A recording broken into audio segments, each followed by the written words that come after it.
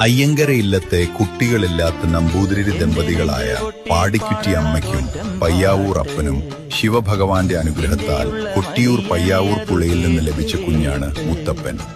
കുട്ടിക്കാലം മുതൽക്കു തന്നെ നായാടിയായും മത്സ്യമാംസാദികൾ കഴിച്ചും ഇല്ലത്തെ പരമ്പരാഗത രീതികൾക്ക് വിരുദ്ധമായാണ് മുത്തപ്പൻ ജീവിച്ചിരുന്നത്. ഇല്ലം വിട്ടു പോരാൻ ആവശ്യപ്പെട്ടപ്പോൾ കോപം കൊണ്ട് അഗ്നിയെരിയുന്ന കണ്ണുകളോടെ വിശ്വരൂപം കാട്ടിയ മുത്തപ്പനോട് ആ ദൃഷ്ടി ഭയന്ന് പാടിക്കുറ്റിയമ്മ പോയിക്കണ്ണാകട്ടെ പ്രാർത്ഥിച്ചു. അങ്ങനെ മുത്തപ്പൻ പൊയ്ക്കണ്ണ് ധരിക്കാൻ തുടങ്ങി. കള്ളുചെത്തുകാരനായ ചന്ദന്റെ പണയുടെ മുകളിൽ കള്ളെടുത്ത് കുടിച്ചതിനെ തുടർന്ന് വഴക്കായി. കോപിഷ്ഠനായ മുത്തപ്പൻ ചന്ദനെ ശിലയാക്കി.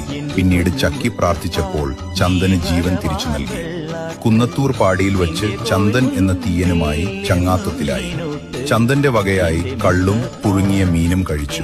ഒടുവിൽ താൻ തൊടുത്തുവിട്ട ശരം ചെന്ന് പതിച്ച സ്ഥലത്ത് വളപട്ടണം പുഴയുടെ